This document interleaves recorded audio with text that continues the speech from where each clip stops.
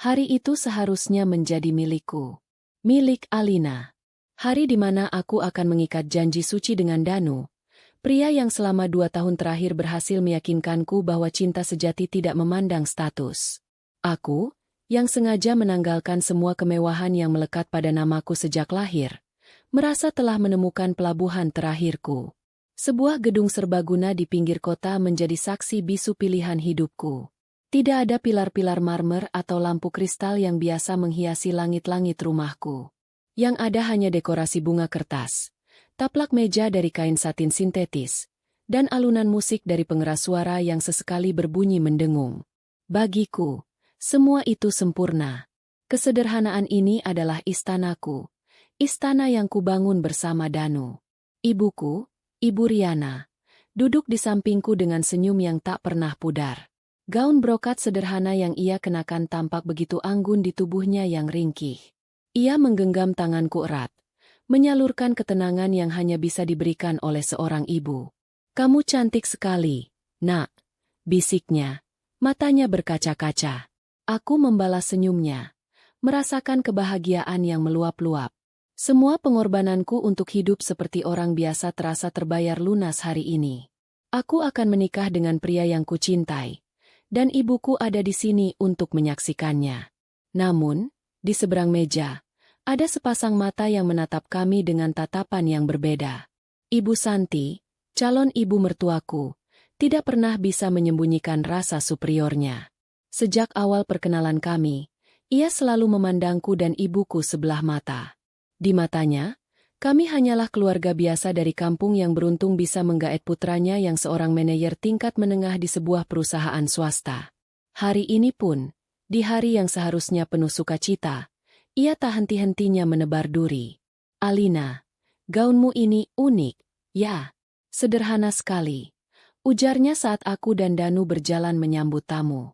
Kata, unik, dan sederhana, ia ucapkan dengan penekanan yang membuatnya terdengar seperti hinaan. Danu hanya tersenyum canggung, menarik tanganku seolah memintaku untuk tidak mempedulikannya. Aku menurut. Demi Danu, aku akan menelan semua ini. Saat jamuan makan dimulai, sindiran itu berlanjut. "Wah, cateringnya benar-benar dipilih yang paling hemat."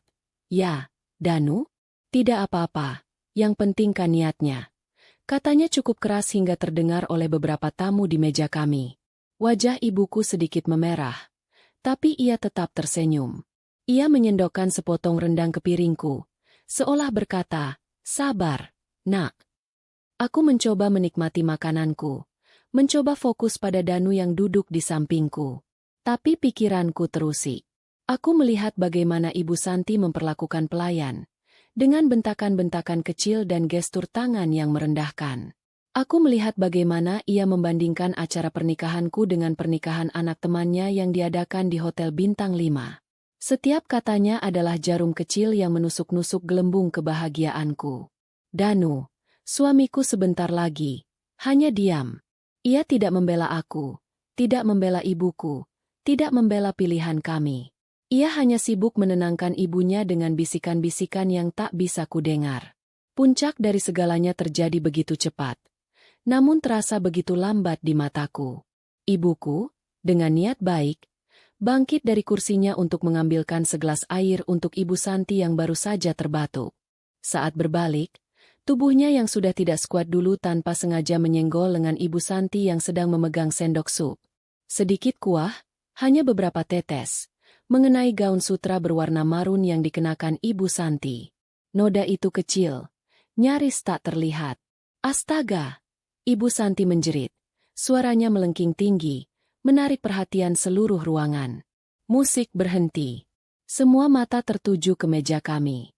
"Lihat apa yang kau lakukan." "Gaunku. Kau tahu berapa harga gaun ini?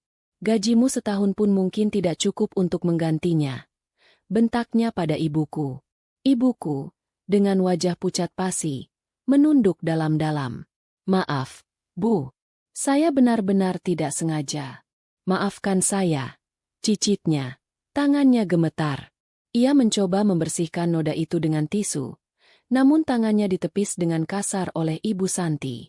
"Tidak sengaja katamu?" Kau iri, kan? Kau sengaja ingin merusak penampilanku di hari pernikahan anakku, kan? Dasar orang kampung tidak tahu aturan. Makian itu terus meluncur, tajam dan menghina. Danu akhirnya berdiri. "Mah, sudah, Mah. Malu didengar orang," katanya pelan, mencoba menarik lengan ibunya. Tapi Ibu Santi sudah dirasuki amarah. Matanya yang nyalang menatap semangkuk sup jagung panas yang masih mengepul di atas meja. Dengan gerakan yang tidak akan pernah kulupakan seumur hidupku, ia meraih mangkuk itu. Aku melihatnya. Aku melihat niat jahat di matanya. Aku ingin berteriak, ingin bergerak, tapi tubuhku membeku. Semua terjadi dalam hitungan detik. Ia mengangkat mangkuk itu dan, dengan sengaja, menyiramkan seluruh isinya ke arah ibuku. Arg! Jeritan kesakitan ibuku memecah keheningan. Sup panas itu tumpah di bagian dada dan lengannya. Gaun brokatnya basah kuyup, dan kulitnya yang putih langsung memerah. Air mata mengalir di pipinya, bukan hanya karena rasa sakit fisik, tapi juga karena penghinaan yang begitu dalam. Hening! Seluruh ruangan terpaku. Para tamu ternganga, tidak percaya dengan apa yang baru saja mereka saksikan. Danu membeku di tempatnya. Mulutnya terbuka, menatap ibunya dengan ngeri. Dalam 1 detik itu, sesuatu di dalam diriku patah. Gelembung kebahagiaan yang kubangun dengan susah payah pecah berkeping-keping. Cinta yang kurasakan untuk Danu menguap, digantikan oleh amarah dingin yang membakar. Eksperimen hidup sederhanaku telah berakhir dengan cara yang paling menyakitkan. Aku bangkit dari kursiku. Gaun pengantinku terasa seperti kostum konyol. Aku berjalan mendekati ibuku, melepas selendang dari bahuku dan dengan lembut menyelimuti lengannya yang melepuh. Aku menatapnya, dan dalam tatapan itu, aku berjanji tanpa suara. Ini tidak akan kubiarkan. Kemudian, aku berbalik. Aku menatap Ibu Santi dengan tatapan yang belum pernah kulihat sebelumnya di cermin. Tatapan dingin, kosong, dan tanpa ampun. Aku berjalan melewati Danu yang masih mematung, meraih mikrofon yang tergeletak di atas panggung kecil. Suaraku tidak bergetar. Suaraku terdengar asing di telingaku sendiri, tenang namun mematikan. "Selamat sore, Bapak dan Ibu sekalian." Aku memulai. Suaraku menggema di seluruh ruangan yang senyap. Semua mata tertuju padaku. Terima kasih sudah datang untuk menyaksikan hari yang seharusnya menjadi hari bahagiaku. Aku berhenti sejenak. Mataku menyapu wajah Ibu Santi yang kini menatapku dengan campuran kaget dan angkuh. Lalu, aku menatap Danu, yang wajahnya penuh kebingungan dan ketakutan. Hari ini, di depan kalian semua, saya belajar satu hal. Bahwa kesederhanaan yang tulus bisa dianggap sebagai kehinaan oleh mereka yang hatinya busuk. Dan cinta ternyata tidak cukup kuat untuk melawan kelemahan. Aku mengalihkan pandanganku kembali ke Ibu Santi. "Untuk Anda, Ibu Santi," kataku, setiap kataku ucapkan dengan jelas. "Anda telah menyiram ibu saya dengan sup panas. Tapi yang Anda siram sebenarnya adalah masa depan putra Anda sendiri." Akhirnya, aku menarik napas dalam-dalam dan mengucapkan kalimat yang akan mengubah segalanya. Pernikahan ini batal. Detik ini juga. Bagi keluarga Danu, anggap ini hari terakhir kalian bisa menghina ibuku dengan tenang. Karena mulai besok, kalian akan belajar arti dari penyesalan. Tanpa menunggu jawaban, tanpa menoleh lagi, aku meletakkan mikrofon itu. Aku kembali ke sisi ibuku, memapahnya berdiri. Dengan kepala tegak, aku menuntun ibuku berjalan keluar dari gedung itu, meninggalkan gaun pengantinku yang ternoda, calon suami yang tak berdaya, dan sebuah surga yang telah terbakar menjadi abu. Langkahku mantap. Di balik punggungku, aku bisa merasakan tatapan ratusan orang, tapi aku tidak peduli. Yang ada di pikiranku hanyalah wajah ibuku yang menahan sakit, dan sebuah sumpah dingin yang mulai terbentuk di dalam hatiku. Mereka akan membayar ini. Perjalanan pulang terasa seperti perjalanan melintasi dimensi lain. Aku masih mengenakan gaun pengantinku. Kain putih yang seharusnya menjadi simbol kebahagiaan kini terasa seperti kain kafan yang membungkus mimpiku yang mati. Kami duduk di kursi belakang taksi yang kupesan melalui ponsel. Ibuku bersandar di bahuku. Tubuhnya masih sedikit gemetar. Ia tidak menangis, tidak bersuara, hanya menatap kosong keluar jendela, ke jalanan kota yang ramai, seolah pemandangan itu bisa menghapus kejadian mengerikan yang baru saja menimpanya. Aku memegang tangannya yang tidak terluka. Dingin. Sedingin hatiku saat ini. Amarah yang tadi berkobar di gedung pernikahan kini telah berubah menjadi bongkahan es yang tajam di dalam dadaku. Aku tidak merasakan kesedihan karena pernikahan yang gagal. Aku tidak merasakan kerinduan pada Danu. Yang kurasakan hanyalah amarah yang terfokus dan tujuan yang jernih. Melindungi ibuku, dan membuat mereka yang menyakitinya mengerti arti sebuah kesalahan. Sopir taksi sesekali melirik kami dari kaca spion, mungkin heran melihat sepasang wanita, satu mengenakan gaun pengantin, pulang dengan wajah muram di hari yang seharusnya ceria. Aku tidak peduli. Aku hanya ingin segera sampai di apartemen kecil kami, tempat yang selama ini menjadi benteng kesederhanaan kami. Sesampainya di sana, aku menuntun ibuku masuk. Apartemen 2 kamar tidur kami yang nyaman kini terasa sempit dan menyesakan. Semua hiasan kecil bertema pernikahan yang kupasang beberapa hari lalu, bunga-bunga plastik, pita-pita putih, terasa seperti ejekan. Tanpa berkata apa-apa, aku mulai menanggalkan semua hiasan itu satu persatu dan memasukkannya ke dalam kantong sampah. Ibuku hanya diam memperhatikanku dari sofa. Setelah semua jejak pesta yang gagal itu lenyap, aku menghampirinya. "Bu, ayo, kita obati lukanya," kataku lembut, selembut yang kubisa. Aku membantunya melepas gaun brokatnya yang basah dan lengket. Kulit di bagian dada dan lengannya tampak merah padam. Di beberapa bagian bahkan mulai melepuh kecil. Hatiku terasa seperti diremas melihatnya. Ini ibuku. Wanita yang seumur hidupnya tidak pernah menyakiti seekor semut pun, kini harus menanggung luka bakar karena niat baiknya disalahartikan oleh kesombongan. Dengan telaten, aku membersihkan lukanya menggunakan air hangat dan kain yang lembut. Aku mengambil salep luka bakar dari kotak P3K dan mengoleskannya dengan hati-hati. Ibuku hanya meringis pelan, menahan perih. Selama proses itu, tidak ada sepatah kata pun terucap di antara kami. Keheningan itu lebih menyakitkan daripada jeritan manapun. Setelah selesai, aku memakaikannya daster katunnya yang paling nyaman. Aku menyeduh teh hangat dan meletakkannya di meja. Aku duduk di hadapannya, menunggu. Aku tahu, setelah syoknya reda, perasaan lain akan muncul. Perasaan yang lebih merusak dari luka bakar itu sendiri. Dan benar saja. Air mata mulai menggenang di pelupuk matanya. "Alina," panggilnya dengan suara serak. "Maafkan ibu, Nak." Aku menggeleng. Ibu tidak salah apa-apa. Ini semua salah ibu. Isaknya mulai pecah. Seharusnya ibu tidak ceroboh. Seharusnya ibu diam saja. Ibu sudah menghancurkan hari pernikahanmu. Hari yang paling penting untukmu. Air matanya mengalir deras, membasahi pipinya yang mulai menua. "Danu, dia pasti kecewa padamu. Keluarganya ya Tuhan. Apa yang sudah ibu lakukan?" Rasa bersalah. Itulah yang kini meracuni pikirannya. Ia tidak marah pada Ibu Santi. Ia malah menyalahkan dirinya sendiri. Inilah ibuku. Hatinya terlalu murni untuk melihat kejahatan orang lain. Hatiku terasa sakit mendengarnya. Aku berlutut di hadapannya, menggenggam kedua tangannya.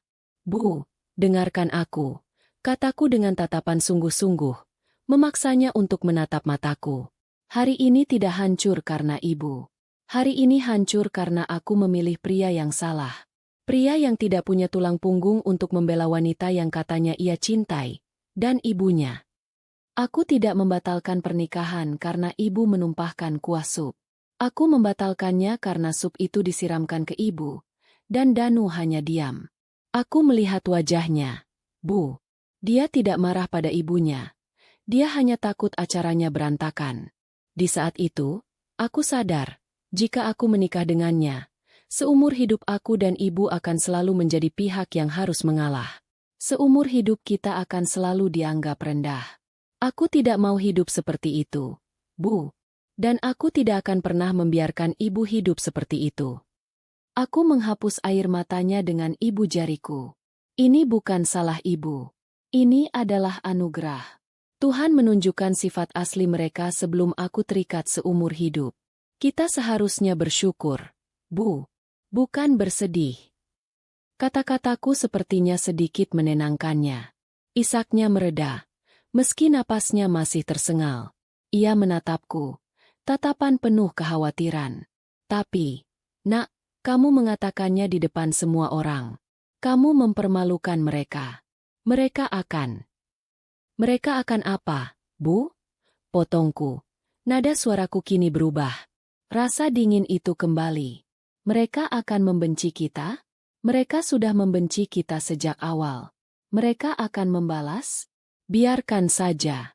Saatnya mereka tahu. Mereka sudah salah memilih lawan. Ibuku menatapku dengan bingung. Tidak mengerti maksud kalimat terakhirku. Selama ini, ia hanya tahu aku bekerja sebagai staf administrasi di sebuah perusahaan kecil, dengan gaji yang cukup untuk kami berdua hidup sederhana. Ia tidak tahu bahwa perusahaan kecil itu adalah salah satu anak perusahaan milik ayahku, yang sengaja kutempatkan di sana untuk mengawasiku dari jauh. Aku membantunya berbaring di sofa, menyelimutinya. Ibu istirahat, ya. Jangan pikirkan apa-apa lagi. Semuanya akan baik-baik saja. Aku janji. Ibuku akhirnya mengangguk. Matanya terlihat lelah. Tak lama kemudian, ia terlelap. Mungkin karena lelah fisik dan mental. Aku menatap wajahnya yang damai dalam tidur. Wajah yang selalu memberiku kekuatan. Wajah yang baru saja dilecehkan di depan umum. Sumpah itu kini telah utuh di dalam hatiku. Bukan lagi sekadar amarah sesaat. Ini adalah sebuah misi. Aku tidak akan menghancurkan mereka dengan cara yang sama kotornya. Aku tidak akan menyiram mereka dengan sup panas. Aku akan mengambil apa yang paling mereka banggakan, status sosial dan harga diri mereka. Aku akan membuat mereka sadar bahwa kesombongan mereka telah membuat mereka kehilangan sesuatu yang jauh lebih berharga daripada menantu dari keluarga kaya. Mereka telah kehilangan kesempatan untuk dihormati. Aku bangkit. Berjalan ke kamarku. Aku menanggalkan gaun pengantin yang sudah kotor dan kusut itu, melemparkannya ke sudut ruangan tanpa perasaan. Aku mandi, membersihkan sisa-sisa hari yang mengerikan itu dari tubuhku. Saat aku keluar dari kamar mandi, aku merasa seperti orang yang berbeda. Alina yang sederhana, yang naif, yang percaya pada dongeng cinta, telah mati di gedung pernikahan tadi. Yang tersisa adalah Alina Adijaya. Aku mengambil ponselku. Bukan ponsel murah yang biasa kugunakan sehari-hari, tapi sebuah ponsel satelit terenkripsi yang selalu kusembunyikan di dasar lemari. Hanya ada beberapa nomor di dalamnya. Aku menekan satu nomor yang sudah lama tidak kuhubungi. Panggilan itu tersambung dalam 2 detik. Tidak ada sapaan basa-basi. Hanya suara berat dan berwibawa yang langsung ke inti. Ya. Aku menarik napas. Saat aku berbicara, suaraku terdengar asing, dingin, tajam, dan penuh otoritas yang selama ini sengaja kupendam. Ayah, ini Alina. Ada jeda singkat di seberang sana. Mungkin kaget mendengar nada suaraku. Alina? Ada apa? Nak? Bagaimana pernikahanmu? Bongkahan es di dadaku terasa mengeras. Pernikahannya batal, yah? Apa? Suara ayahku terdengar menajam. Apa yang terjadi? Aku menceritakan semuanya. Singkat, padat, tanpa emosi. Aku menceritakan tentang sindiran Ibu Santi, tentang ketidakpedulian Danu, dan puncaknya, tentang semangkuk sup panas yang mendarat di tubuh ibuku. Aku tidak menangis. Aku hanya melaporkan fakta. Keheningan di ujung telepon terasa berat dan mencekam. Aku bisa membayangkan wajah ayahku. Wajah yang selalu tenang dan tersenyum, kini pasti mengeras seperti batu. Setelah keheningan yang terasa seperti selamanya, ayahku akhirnya berbicara. Suaranya rendah, nyaris seperti geraman. Suara yang biasa didengar oleh para direkturnya saat mereka melakukan kesalahan fatal. Di mana kamu sekarang? Di apartemen. Ibu sedang tidur. Tetap di sana. Jangan kemana-mana. Kirimkan nama lengkap calon suamimu dan nama perusahaan keluarganya. Sudah kukirim ke email ayah 5 menit yang lalu. Jawabku. Aku sudah mempersiapkan ini. Terdengar helaan napas berat dari seberang. Bagus. Katanya. Istirahatlah. Nak, temani ibumu. Sisanya, biar ayah yang urus. Tidak, Yah, potongku cepat. Mengejutkan ayahku dan diriku sendiri. Jangan ayah yang urus. Kali ini, biar aku. Terjadi keheningan lagi. Tapi kali ini berbeda. Aku bisa merasakan ada sedikit rasa bangga dalam keheningan itu. Apa rencanamu? Tanya ayahku. Aku akan kembali ke kantor pusat besok pagi. Aku butuh akses penuh ke divisi hukum dan investasi. Aku akan membuat mereka datang memohon. Bukan pada ayah, tapi pada ibu. Aku ingin mereka belajar bahwa harga dari semangkuk sup itu adalah seluruh harga diri mereka. Sebuah senyum tipis terukir di bibirku. Senyum pertama sejak insiden tadi. Itu bukan senyum bahagia. Itu adalah senyum seseorang yang telah menemukan tujuannya. Di seberang telepon, ayahku terkekeh pelan. Sebuah kekahan yang dingin dan penuh janji. Baiklah, putriku sudah pulang. Ruanganmu dan semua akses yang kau butuhkan akan siap besok pagi. Selamat datang kembali, Alina Adijaya. Panggilan itu berakhir. Aku meletakkan ponsel itu di meja. Aku berjalan ke jendela, menatap gemerlap lampu kota yang tak pernah tidur.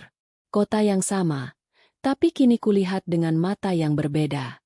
Selama ini aku lari dari dunia ini, dari nama Adijaya.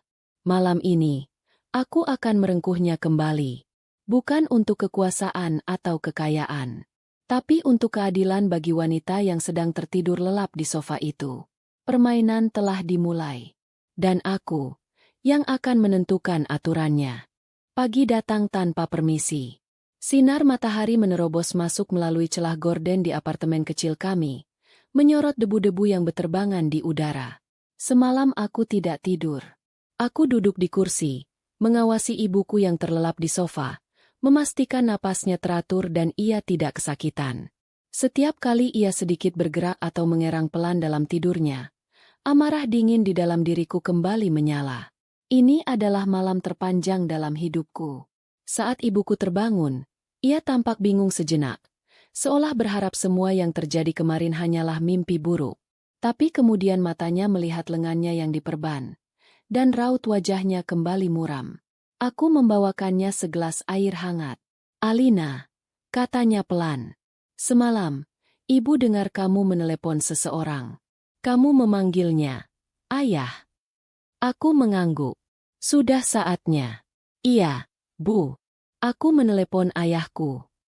Kerutan di dahinya semakin dalam. Ayahmu? Nak, ayahmu kan sudah. Aku memotongnya dengan lembut. Ayah kandungku, Bu. Ayah yang ibu kira meninggalkanku. Aku duduk di sampingnya dan menceritakan semuanya. Sebuah cerita yang kusimpan rapat-rapat selama bertahun-tahun. Tentang ayahku, Wijoyo Adijaya, yang sebenarnya tidak pernah meninggalkanku. Tentang kesepakatan kami berdua saat aku lulus kuliah. Aku ingin merasakan hidup yang nyata. Aku ingin membangun sesuatu dari tanganku sendiri. Dicintai bukan karena nama belakangku.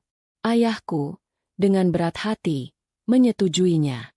Ia membiarkanku hidup sederhana bersama ibuku, wanita yang telah merawatku sejak kecil setelah ibu kandungku meninggal. Dengan satu syarat, ia akan selalu mengawasiku dari jauh melalui orang kepercayaannya. Apartemen ini, pekerjaan di perusahaan kecil itu, semuanya adalah bagian dari skenario besar yang ia siapkan untuk melindungiku tanpa aku sadari.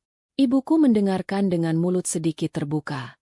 Syok, tidak percaya, bingung, semua bercampur aduk di wajahnya. Jadi selama ini kita aman, Bu. Dan sekarang, kita akan pulang. Tepat saat itu, bel pintu berbunyi. Bukan suara bel nyaring yang biasa, tapi ketukan yang sopan dan tegas. Aku sudah menduganya. Saat kubuka pintu, seorang pria paruh baya berjas hitam legam berdiri di sana.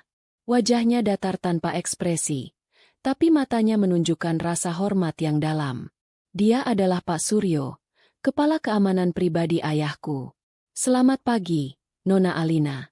Sapanya dengan suara rendah. Bapak menunggu Anda. Di belakangnya, di area parkir apartemen kami yang sederhana, terparkir sebuah sedan hitam mengkilap yang tampak seperti pesawat alien di antara mobil-mobil tua dan sepeda motor para tetangga. Beberapa penghuni lain yang hendak berangkat kerja berhenti sejenak, menatap mobil itu dengan takjub. Ibu Riana, yang ikut berjalan ke arah pintu, tampak terkejut melihat pemandangan itu. Siapa itu, Nak? Orang yang akan membawa kita pulang, Bu. Jawabku tenang. Pak Suryo dan dua orang lainnya yang berbadan tegap masuk ke dalam apartemen. Mereka bergerak dengan efisien dan tanpa suara.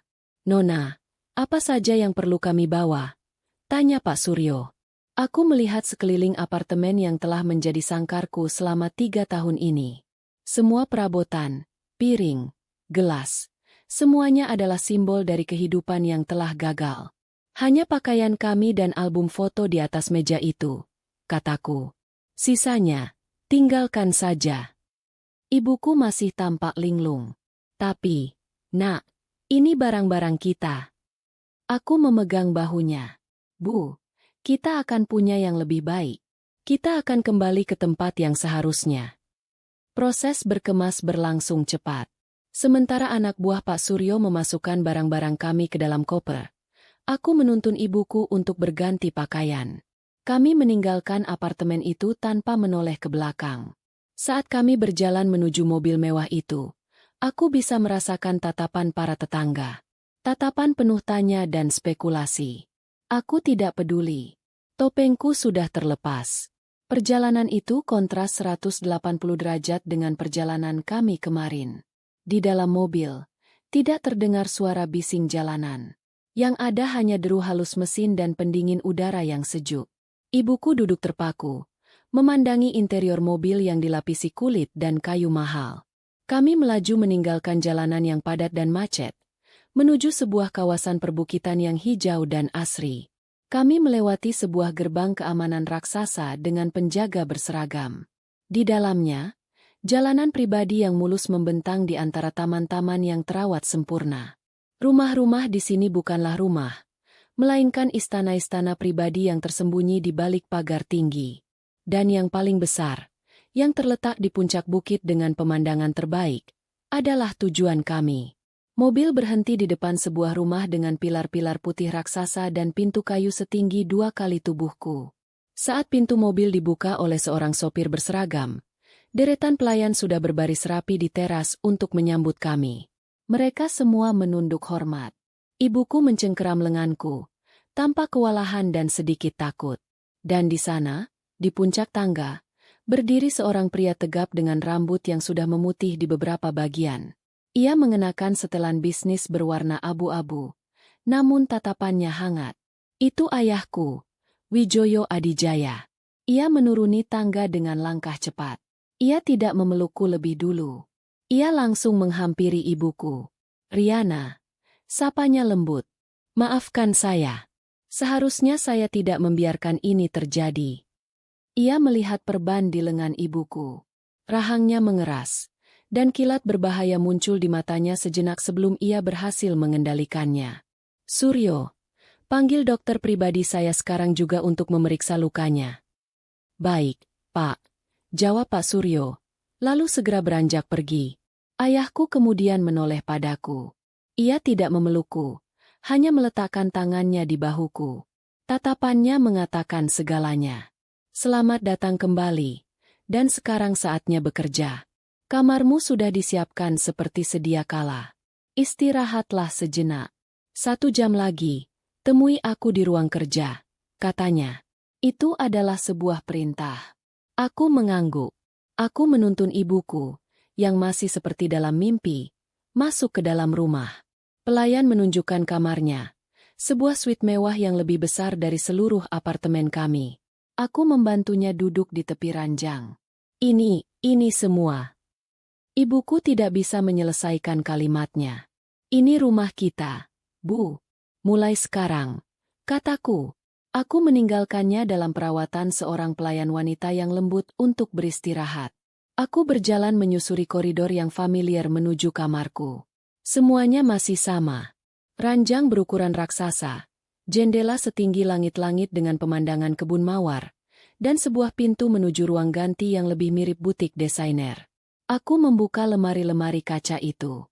Deretan gaun, tas, dan sepatu mahal yang tak pernah kusentuh selama 3 tahun menatapku kembali. Aku melepaskan pakaian sederhanaku. Aku berdiri di depan cermin besar, menatap pantulan diriku. Gadis dengan tatapan lelah dan rambut yang sedikit berantakan. Itu Alina yang lama. Aku tidak membutuhkannya lagi. Tanganku bergerak mantap, memilih pakaian. Bukan gaun, tapi sebuah setelan celana panjang berwarna biru tua dari bahan terbaik. Kemeja sutra putih, dan sepasang sepatu hak tinggi yang tajam. Aku menata rambutku ke belakang menjadi sebuah sanggul yang rapi dan tegas. Aku memoles wajahku dengan riasan tipis, cukup untuk menutupi kelelahan dan menonjolkan ketajaman tulang pipiku. Saat aku menatap cermin lagi, orang yang balas menatapku adalah orang yang berbeda. Posturku tegak, tatapanku dingin, dan ada aura kekuasaan yang tak terbantahkan mengelilingiku. Ini adalah Alina Adijaya, pewaris tunggal grup Adijaya, dan dia datang untuk berperang. 1 jam kemudian, tepat waktu, aku mengetuk pintu ruang kerja ayahku. Ruangan itu dilapisi kayu gelap dan dipenuhi rak-rak buku yang menjulang tinggi. Di satu sisi, sebuah jendela besar menampilkan pemandangan kota dari atas bukit. Ayahku duduk di belakang mejanya yang besar, dan di hadapannya duduk 2 orang pria berjas lainnya. Aku mengenali mereka sebagai kepala tim hukum dan kepala tim investasi grup Adijaya. Di layar besar yang terpasang di dinding, terpampang sebuah diagram. Di tengah-tengah diagram itu ada sebuah logo perusahaan, PT Jaya Abadi. Di sekelilingnya ada foto-foto dan data.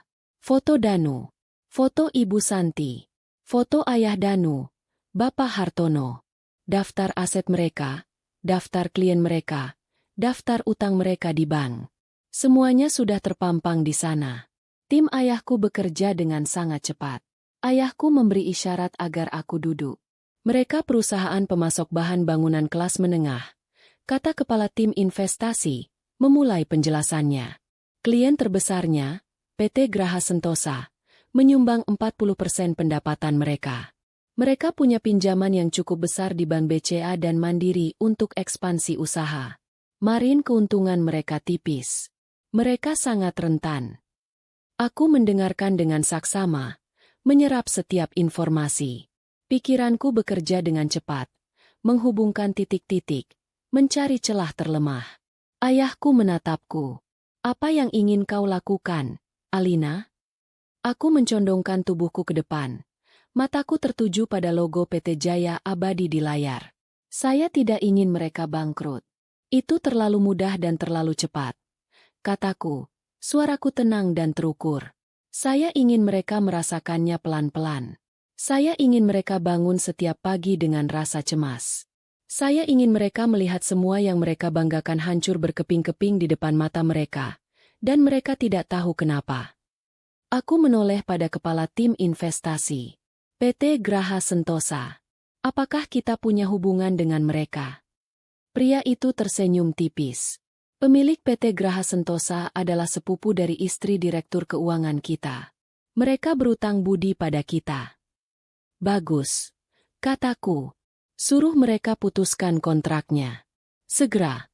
Alasannya restrukturisasi internal, atau apapun yang terdengar masuk akal. Lalu aku menoleh pada kepala tim hukum. Bang. Saya ingin bank meninjau ulang semua fasilitas kredit PT Jaya Abadi. Cari alasan sekecil apapun untuk menekan mereka. Keterlambatan pembayaran 1 hari pun. Jadikan itu masalah besar. Buat mereka sulit mendapatkan modal kerja. Terakhir, aku menatap ayahku. Danu. Dia bekerja di mana? Manajer pemasaran di PT Propertindo Makmur. Jawab ayahku. PT Propertindo Makmur adalah salah satu penyewa terbesar di gedung perkantoran kita di Sudirman. Tambah kepala tim investasi. Sebuah senyum dingin tersungging di bibirku. Saya rasa, PT Propertindo Makmur perlu melakukan evaluasi kinerja terhadap manajer mereka.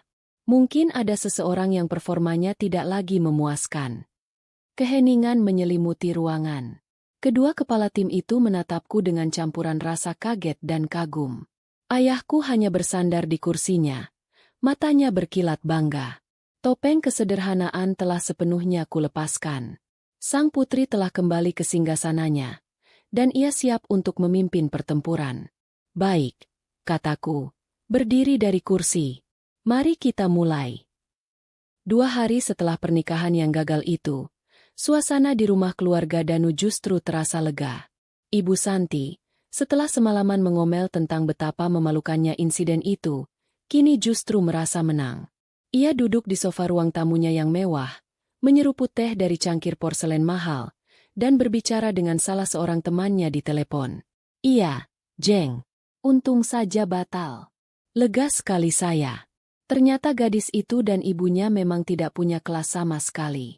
Bayangkan, di hari pernikahan, membuat keributan seperti itu. Tidak punya etika. Untung anakku, Danu, terbebas dari mereka. Dia pantas mendapatkan menantu dari keluarga terpandang, bukan gembel seperti itu. Danu, yang baru saja pulang kerja, mendengar percakapan ibunya dan hanya bisa menghela napas. Ia berjalan ke kamarnya dengan lesu. Di satu sisi, ia merasa malu dengan kelakuan ibunya. Tapi di sisi lain, ia juga merasa kesal pada Alina.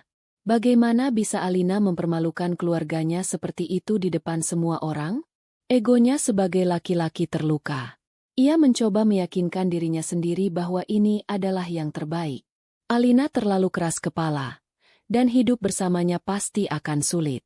Ayahnya, Bapak Hartono, adalah yang paling pragmatis. Sudahlah, tidak usah dibahas lagi, katanya pada istrinya setelah Ibu Santi menutup telepon.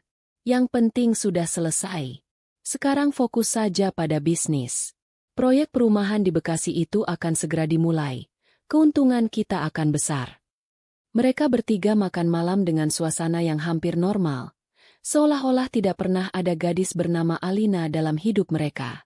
Mereka adalah keluarga terpandang di lingkungan mereka. Bisnis mereka berjalan lancar, dan masa depan tampak cerah. Mereka tidak tahu bahwa ribuan kilometer di atas mereka, awan badai raksasa sudah mulai terbentuk. Badai itu datang keesokan paginya.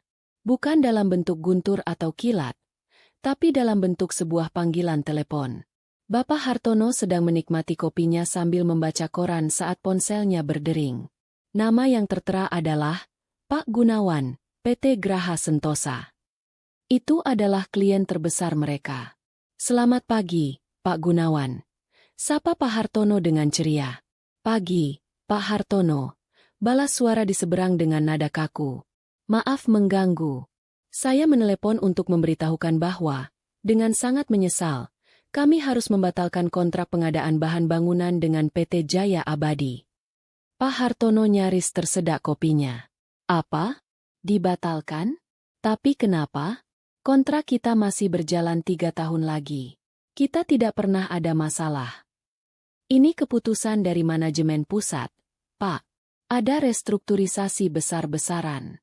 Kami harus memotong banyak sekali pos pengeluaran. Ini tidak ada hubungannya dengan kinerja perusahaan Bapak. Ini murni keputusan internal kami. Surat resminya akan segera kami kirimkan. Suara itu terdengar final dan tidak bisa diganggu-gugat. Panggilan itu berakhir. Pak Hartono duduk terpaku. Koran terlepas dari tangannya. 40% pendapatan perusahaannya baru saja lenyap dalam percakapan telepon 3 menit. Ia mencoba menenangkan dirinya. Ini bisnis. Hal seperti ini kadang terjadi. Ia harus segera mencari klien baru. Meski begitu, rasa cemas mulai merayap di hatinya. Masalah tidak berhenti di situ. Siangnya, kepala gudang meneleponnya dengan panik. Pak, pemasok semen kita, PT Perkasa Beton, tiba-tiba menolak mengirim barang. Katanya kita harus bayar lunas dulu semua tagihan yang tertunda baru mereka mau kirim lagi. Padahal biasanya kita selalu diberi tempo 3 bulan. Apa-apaan ini? bentak Pak Hartono. Sejak kapan aturannya berubah? Di saat yang bersamaan, Danu mendapat email dari atasannya.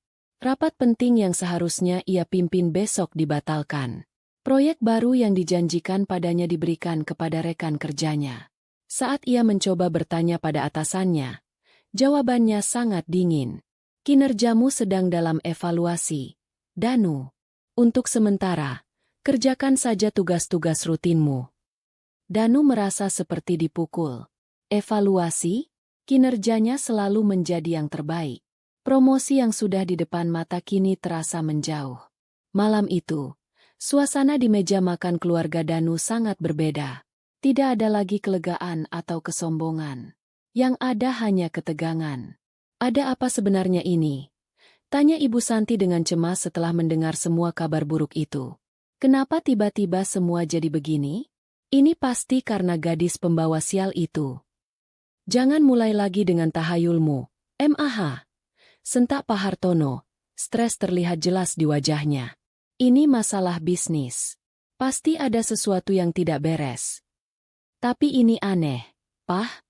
Semuanya terjadi bersamaan. Kata Danu. Kontrak papa diputus, pemasok menagih. Karierku di kantor tiba-tiba macet. Ini tidak mungkin kebetulan. Selama beberapa hari berikutnya, keadaan semakin memburuk. Badai itu terus menghantam tanpa henti. Sebuah tim inspeksi dari Dinas Tata Kota tiba-tiba datang ke lokasi proyek mereka dan menemukan belasan pelanggaran kecil yang biasanya bisa diselesaikan dengan uang damai. Tapi kali ini, mereka sangat kaku. Proyek itu disegel, dihentikan sementara. Kerugian membengkak setiap harinya. Lalu, pukulan yang paling telak datang dari bank. Manajer bank yang biasanya ramah dan selalu mengajak Pak Hartono main golf, kini menelepon dengan nada resmi. Ia memberitahukan bahwa karena perubahan kebijakan internal dan meningkatnya profil risiko sektor properti, pihak bank memutuskan untuk tidak memperpanjang fasilitas kredit untuk PT Jaya Abadi. Mereka bahkan diminta untuk segera melunasi sebagian pinjaman mereka yang akan jatuh tempo bulan depan. Disinilah kepanikan berubah menjadi teror. Tanpa modal dari bank, tanpa klien besar, dan dengan proyek yang terhenti, perusahaan mereka berada di ambang kehancuran. Uang kas mereka menipis dengan cepat. Pak Hartono tidak bisa tidur. Ia menghabiskan malam-malamnya di ruang kerja, mencoba mencari tahu apa yang sebenarnya terjadi. Ini bukan lagi sekadar nasib buruk. Ini terasa seperti sebuah serangan yang terkoordinasi. Seseorang yang sangat kuat sedang mencoba menghancurkan mereka. Tapi siapa? Dan kenapa? Ia mencoba menghubungi relasi-relasinya, mencoba mencari tahu. Ia menelepon Pak Gunawan dari PT Graha Sentosa lagi, memohon penjelasan. Setelah didesak berkali-kali, Pak Gunawan akhirnya menyerah. Pak Hartono, dengar. Bisiknya di telepon. Suaranya terdengar takut. Saya tidak bisa bicara banyak. Ini perintah dari atas. Sangat atas. Atas siapa? Desak Pak Hartono. Ada jeda panjang. Adijaya, bisik Pak Gunawan. Lalu segera menutup telepon. Adijaya. Nama itu menggema di kepala Pak Hartono. Grup Adijaya. Raksasa properti dan pertambangan itu. Apa urusan mereka dengan perusahaan kecil miliknya? Ia memutar otaknya. Apakah ia pernah secara tidak sengaja mengganggu salah satu proyek mereka? Apakah ia menyinggung salah satu direktur mereka? Ia tidak bisa mengingat apapun. Ia merasa seperti seekor semut yang hendak diinjak oleh gajah. Dan ia tidak tahu kenapa gajah itu marah. Ia menceritakan nama itu pada istri dan anaknya. Mereka sama bingungnya. Adijaya? Tanya Ibu Santi. Aku tidak pernah dengar nama itu. Apa salah kita pada mereka? Danu terdiam. Nama itu terdengar samar-samar. Tapi ia tidak bisa mengingat di mana ia pernah mendengarnya. Pikirannya terlalu kacau oleh masalah di kantornya sendiri. Dengan putus asa, Pak Hartono mencoba menghubungi kantor pusat grup Adijaya. Ia hanya ingin meminta bertemu, untuk memohon dan mencari tahu apa kesalahannya. Tapi usahanya sia-sia. Setiap kali ia menelepon, ia selalu dioper ke sana kemari oleh operator. dan panggilannya tidak pernah sampai ke orang yang penting. Ia mengirim email, tidak pernah dibalas. Ia seperti membentur sebuah dinding tak kasat mata. Malam itu, ia membanting gagang teleponnya ke meja dengan frustrasi. Sialan! Siapa ini Adijaya? Kenapa mereka mengincar kita? Teriaknya di ruang kerjanya yang gelap. Di luar, hujan turun dengan derasnya. Di dalam rumah mewah yang kini terasa dingin itu, 3 orang duduk dalam ketakutan dan kebingungan. Mereka masih belum menyadari. Mereka masih belum menghubungkan nama raksasa itu dengan gadis sederhana yang ibunya mereka siram dengan sup panas. Mereka tidak tahu bahwa arsitek dari kehancuran mereka bukanlah seorang konglomerat tua yang tak mereka kenal, melainkan seorang gadis yang telah mereka buang dan remehkan. Badai baru saja dimulai. Minggu kedua setelah hari yang seharusnya menjadi pernikahannya, Danu merasa seperti hidup dalam neraka. Rumahnya yang dulu penuh dengan tawa dan kesombongan, kini diselimuti awan gelap kecemasan. Setiap dering telepon membuat mereka sekeluarga tersentak. Setiap surat yang datang terasa seperti vonis mati. PT Jaya Abadi, perusahaan yang dibangun ayahnya dari nol, kini megap-megap seperti ikan yang kehabisan air. Bapak Hartono, ayahnya, tampak menua 10 tahun dalam 10 hari. Ia menghabiskan waktunya mondar-mandir di ruang kerja, menelepon semua koneksi yang ia punya, mencoba mencari jalan keluar dari jaring tak kasat mata yang menjerat mereka. Tapi semua usahanya sia-sia. Nama, Adijaya, yang ia sebutkan seolah menjadi racun. Orang-orang yang dulu menepuk punggungnya kini menghindarinya, takut ikut terseret dalam masalah. Ibu Santi, ibunya, telah berubah dari wanita angkuh menjadi seorang yang paranoid. Ia tidak lagi membual pada teman-temannya. Ia justru menghabiskan waktunya dengan mengomel, menyalahkan semua orang dan segala hal. Ini pasti ada yang mengirim guna-guna pada kita. Ini semua karena gadis sialan itu. Sejak awal aku sudah punya firasat tidak enak. Teriaknya setiap hari, membuat suasana rumah semakin tegang. Danu sendiri merasa terjepit dari segala arah. Di kantor, ia diperlakukan seperti pesakitan. Rekan-rekan yang dulu iri padanya kini menatapnya dengan pandangan mengejek. Atasan yang dulu memujinya kini memberinya tugas-tugas remeh. Ia tahu, karirnya sudah tamat.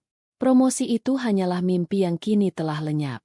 Setiap malam, mereka bertiga akan duduk di meja makan dalam keheningan yang menyiksa, hanya ditemani suara denting sendok dan garpu.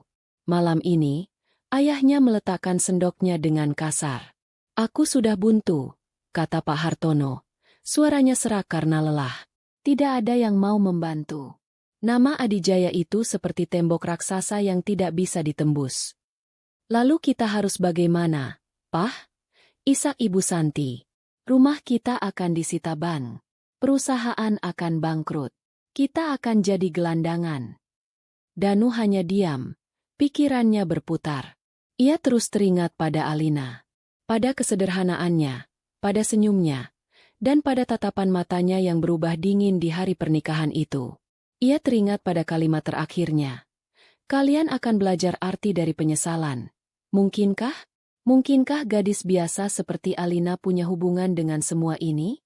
Itu tidak masuk akal. Tapi semakin ia memikirkannya, semakin sebuah firasat buruk menggerogoti hatinya. "Danu," panggil ayahnya, membuyarkan lamunannya. "Apa kau yakin gadis itu tidak pernah menyebutkan sesuatu? Koneksi keluarga? Apa saja?" Danu menggeleng. "Tidak, Pah. Dia selalu bilang keluarganya sederhana. Ibunya hanya ibu rumah tangga biasa." "Omong kosong," sela Ibu Santi. "Pasti dia pembohong. Lihat saja kelakuannya. Tidak mungkin orang biasa bisa begitu kurang ajar." Di tengah keputusasaan itu, sebuah ide gila muncul di benak Danu. Satu-satunya benang kusut yang belum mereka coba urai. Aku akan coba menelepon Alina," katanya pelan. Kedua orang tuanya menatapnya. "Untuk apa?" tanya ayahnya skeptis. "Apa urusannya gadis itu dengan grup Adijaya?" "Aku tidak tahu, Pah. Tapi hanya ini yang tersisa. Aku harus bertanya padanya. Setidaknya untuk menenangkan pikiranku." Ibu Santi mencibir. Mau merendahkan diri menelepon gadis itu? Setelah dia mempermalukan kita. Harga diri kita sudah tidak ada artinya lagi. MAH. Bentak Danu. Emosinya akhirnya meledak. Perusahaan diambang kehancuran. Dan mamah masih bicara soal harga diri. Malam itu, Danu mengurung diri di kamarnya. Ia mencari nomor lama Alina di ponselnya. Saat ia coba hubungi, hanya suara operator yang menjawab. Nomor yang Anda tuju sudah tidak aktif. Hatinya mencelos. Jejak Alina seolah terhapus dari bumi. Rasa paniknya semakin menjadi. Keesokan harinya, dengan putus asa, ia pergi ke kompleks apartemen tempat Alina dulu tinggal. Ia berharap bisa bertemu dengannya, atau setidaknya bertanya pada tetangga. Namun, saat ia tiba di depan pintu unit apartemen itu, seorang wanita asing yang membukakan pintu. "Maaf, cari siapa ya?" tanya wanita itu. "Saya mencari Alina, penghuni sebelumnya," jawab Danu. "Oh, Mbak Alina sudah pindah seminggu yang lalu. Persis setelah hari pernikahannya yang batal itu," kata wanita itu, menatap Danu dengan pandangan ingin tahu. "Saya penyewa baru di sini." Danu merasa lemas. Ia bertanya pada beberapa tetangga lain dan petugas keamanan. Tapi tidak ada yang tahu kemana Alina pergi. Mereka hanya tahu ia dijemput oleh sebuah mobil hitam yang sangat mewah. Mobil mewah. Detail itu membuat jantung Danu berdebar kencang. Ia tidak menyerah. Ia teringat pada Dina, teman kerja Alina di kantor lamanya yang pernah dikenalkan padanya. Ia mencari nama Dina di media sosial dan berhasil menemukannya. Dengan perasaan malu, ia mengirim pesan, memohon nomor baru Alina. Beberapa jam kemudian, Dina membalas. Balasannya singkat dan dingin. "Aku tidak tahu apa masalahmu dengan Alina. Tapi dia sudah banyak berubah. Jangan sakiti dia lagi." Di bawah pesan itu, tertera sederet nomor baru. Danu menatap nomor itu selama hampir 1 jam. Ia ragu, takut, dan malu. Tapi bayangan wajah ayahnya yang putus asa dan isak tangis ibunya mendorongnya. Ia harus melakukan ini. Dengan tangan gemetar, ia menekan tombol panggil. Panggilan itu tersambung. Tapi suara yang menjawab bukanlah suara Alina yang lembut yang ia kenal. Itu adalah suara wanita lain yang jernih dan profesional. "Selamat sore. Dengan kantor Ibu Alina Adijaya. Ada yang bisa saya bantu?" Danu terpaku. Otaknya membeku. Ibu Alina Adijaya. Nama itu, Adijaya. Nama yang sama dengan yang disebut Pak Gunawan. Nama yang sama dengan yang menghantui keluarganya. "Kebetulankah ini?" Halo?" jawab Danu terbata-bata. Saya ingin bicara dengan Alina." "Mohon maaf. Bapak siapa dan dari mana? Apakah sudah ada janji?" tanya suara itu lagi, tetap sopan namun tegas. "Nama saya Danu." "Bilang saja Danu." Dia kenal saya." "Baik. Mohon ditunggu sebentar." Danu menunggu. Setiap detik terasa seperti 1 jam. Ia bisa mendengar detak jantungnya sendiri. Kemudian, sambungan itu berpindah. "Halo." Suara itu suara Alina. Tapi bukan Alina yang ia kenal. Suara ini dingin seperti es, tanpa kehangatan sedikit pun. Nada bicaranya formal dan berjarak. "Alina, ini aku, Danu," katanya gugup. "Saya tahu," jawab Alina singkat. Aku minta maaf. Soal hari itu. Aku benar-benar minta maaf atas kelakuan ibuku. Aku harap kita bisa." "Bisa apa, Danu?" potong Alina. Suaranya datar. "Melupakan semuanya? Melanjutkan seolah tidak terjadi apa-apa?" "Ya, mungkin maksudku. Kita semua membuat kesalahan," kata Danu, merasa semakin bodoh. Alina tertawa kecil di seberang sana. Tapi itu bukan tawa bahagia. Itu tawa dingin yang penuh cemooh. "Kesalahan, katamu? Ibumu dengan sengaja melecehkan ibuku di depan umum. Itu bukan kesalahan. Itu adalah pilihan." Danu menelan ludah. Ia sadar basa-basi tidak akan berhasil. Ia harus langsung ke intinya. "Alina, Aku tahu aku tidak pantas bertanya. Tapi, keluargaku, bisnis ayahku hancur. Semuanya terjadi setelah hari itu. Kami punya masalah dengan grup Adijaya. Ia mengucapkan nama itu dengan hati-hati, mengamati reaksi Alina. Alina terdiam sejenak. Danu menahan napas. Lalu, jawab Alina akhirnya, dengan nada pura-pura tidak mengerti. Apa hubungannya denganku? Kenapa kau menanyakan soal grup Adijaya padaku? Bukankah menurut keluargamu, aku ini hanya gadis kampung miskin yang tidak punya apa-apa? Setiap kata dalam kalimat itu adalah tamparan. Sarkasme yang begitu tajam membuat Danu merasa terhina sekaligus ketakutan. Alina, tolonglah. Mohon Danu. Suaranya kini terdengar putus asa. Jika memang kamu ada di balik semua ini, aku mohon, hentikan. Hukum aku saja, jangan orang tuaku. Alina kembali tertawa. Kali ini lebih lama. Menarik sekali, Danu. Baru sekarang kau bicara soal melindungi orang tuamu. Di mana keberanianmu saat ibumu menyiram ibuku dengan sup panas? Kau hanya berdiri di sana, seperti pengecut, lebih khawatir acaramu rusak daripada martabat ibuku. Sekarang, saat perusahaan ayahmu yang terancam, kau baru berani memohon. Alina. Dengar, Danu, potong Alina. Nadanya kini berubah menjadi sangat serius dan mematikan. Prioritasmu selalu salah. Kau tidak menelepon untuk menanyakan kabar ibuku yang kulitnya melepuh. Kau menelepon karena uang ayahmu habis. Itu menunjukkan siapa dirimu sebenarnya. Sebelum Danu bisa menjawab, Alina melanjutkan. Saya sedang sibuk. Banyak perusahaan yang harus saya urus. Jangan hubungi nomor ini lagi. Klik. Panggilan itu berakhir.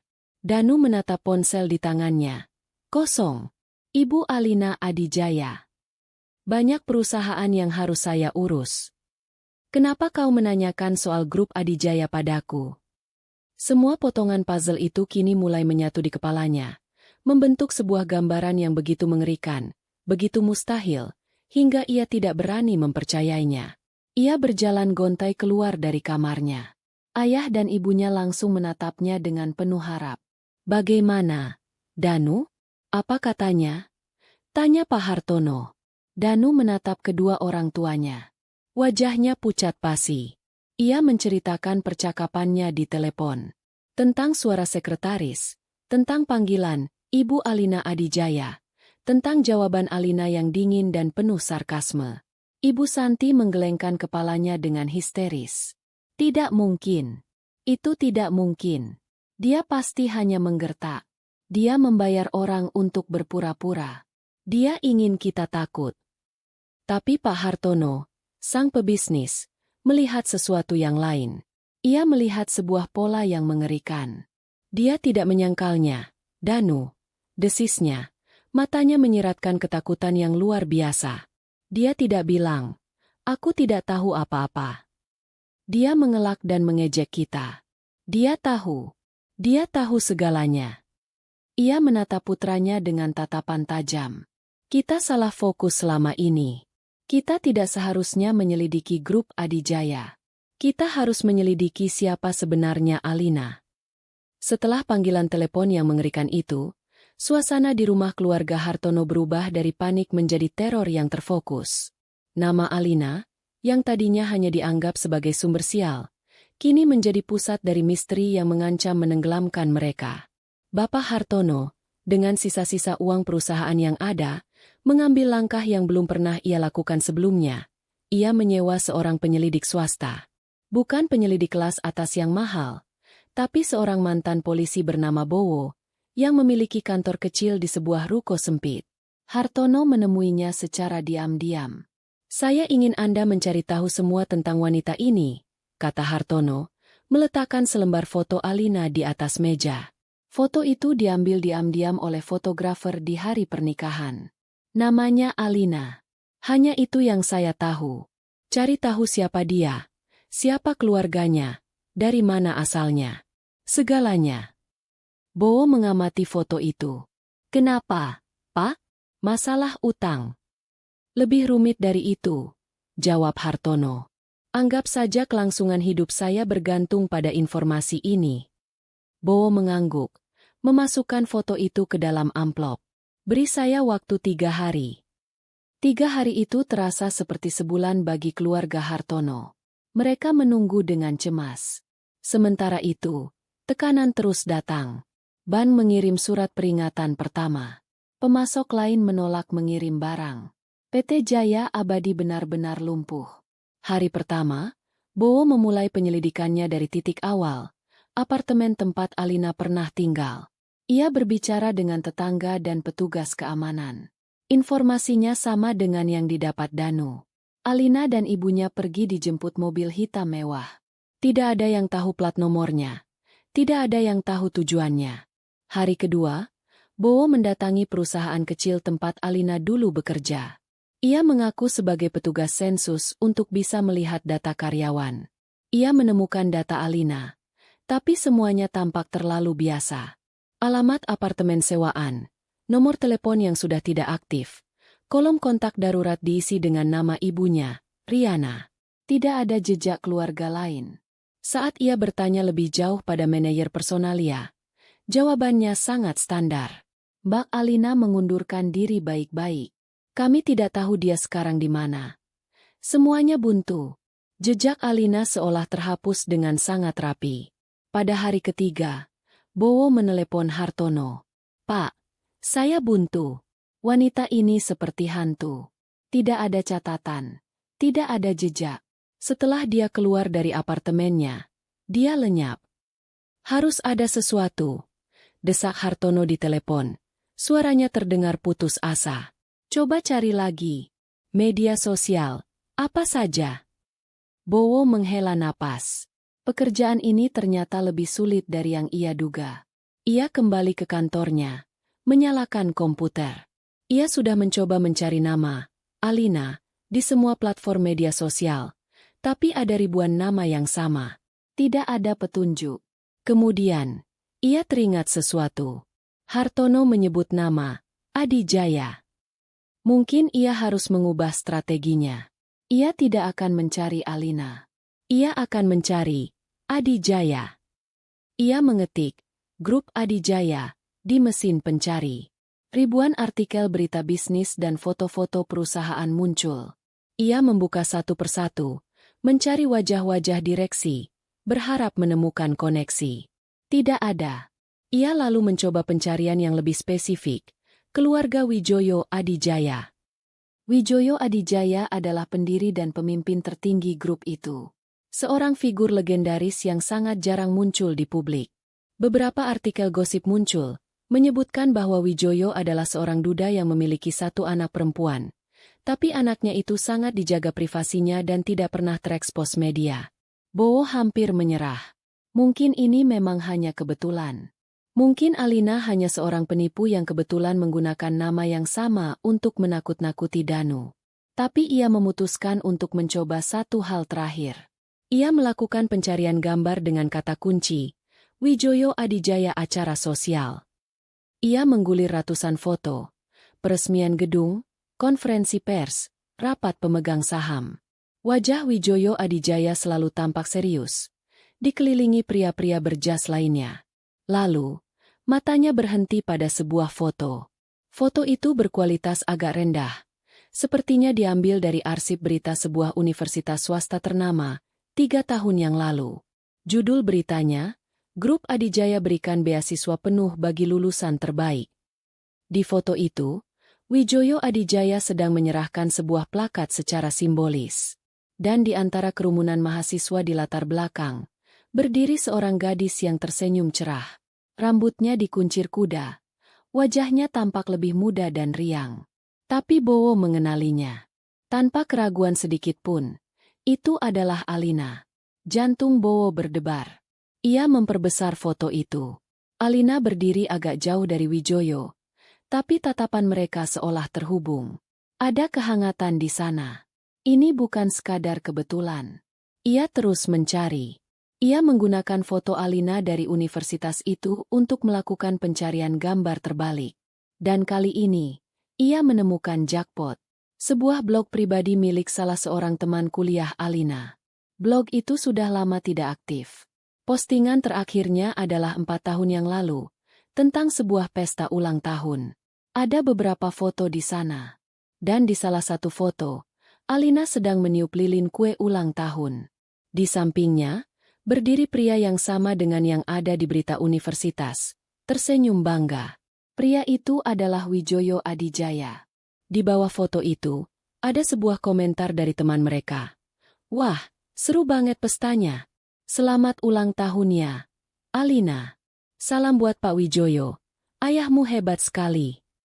Ayahmu. Bowo merasa seluruh darah di tubuhnya membeku. Ia menatap layar komputernya, lalu menatap foto Alina yang diberikan Hartono. Gadis sederhana di foto pernikahan. Gadis pewaris tahta salah satu kerajaan bisnis terbesar di Indonesia. Semuanya kini masuk akal. Mobil mewah, jejak yang hilang, panggilan telepon yang dingin, kehancuran bisnis keluarga Hartono. Ia tidak menelepon Hartono. Masalah ini terlalu besar untuk dibicarakan di telepon. Ia mengirim pesan singkat. Saya punya hasilnya. Temui saya di kafe biasa. Segera. Bapak Hartono datang dengan tergesa-gesa. Wajahnya penuh harapan dan kecemasan. Bagaimana, Bowo? Kau menemukan sesuatu? Bowo tidak menjawab. Ia hanya menyodorkan sebuah amplop coklat ke seberang meja.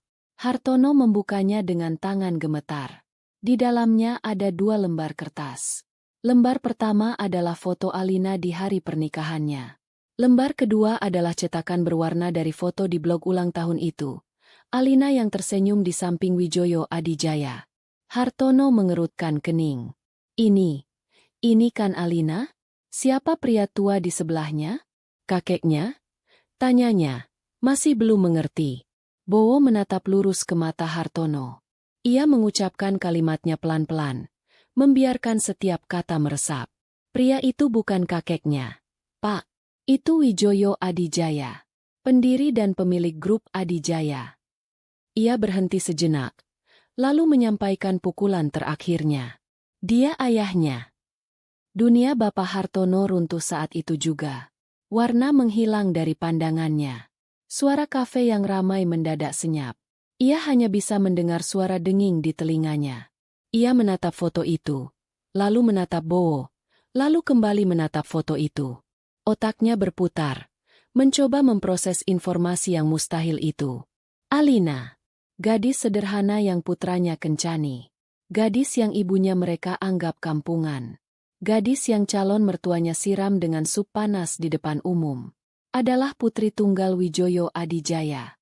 Semua kepingan puzzle itu kini menyatu dengan bunyi yang memekakan telinga.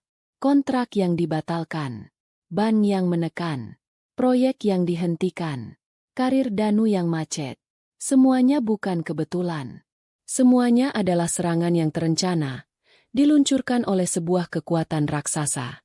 Bukan karena mereka menyinggung seorang konglomerat dalam urusan bisnis. Tapi karena mereka telah menghina darah dagingnya. Hartono pulang seperti zombie. Ia bahkan tidak ingat bagaimana ia menyetir mobilnya. Ia masuk ke dalam rumah, membanting pintu. Ibu Santi dan Danu, yang sedang duduk di ruang keluarga, terkejut melihatnya. "Pah, ada apa? Wajahmu pucat sekali," tanya Danu. Hartono tidak menjawab. Ia berjalan ke meja. Dan dengan tangan yang gemetar hebat, ia melemparkan 2 lembar foto itu ke atas meja. "Lihat," desisnya. Suaranya bergetar karena campuran amarah dan ketakutan yang luar biasa. Danu dan Ibu Santi melihat foto itu. "Ya, ini gadis itu lagi. Jadi kenapa?" kata Ibu Santi dengan nada jengkel. Hartono tertawa. Tawa yang terdengar seperti tangisan orang gila. "Kau lihat pria di sebelahnya, Santi?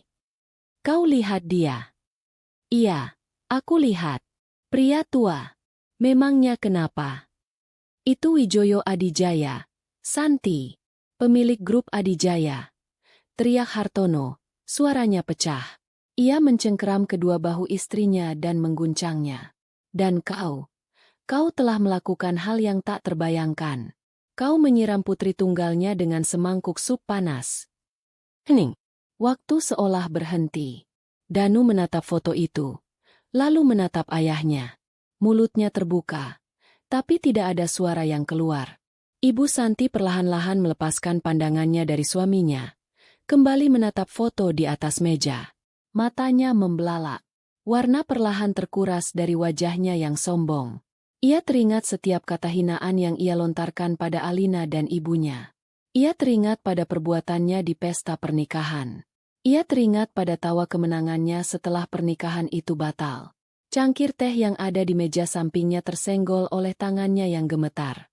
Cangkir itu jatuh ke lantai marmer, pecah berkeping-keping dengan suara yang nyaring. Tapi Ibu Santi tidak mendengarnya. Ia hanya bisa menatap kosong. Teror yang murni dan absolut kini terpantul di matanya.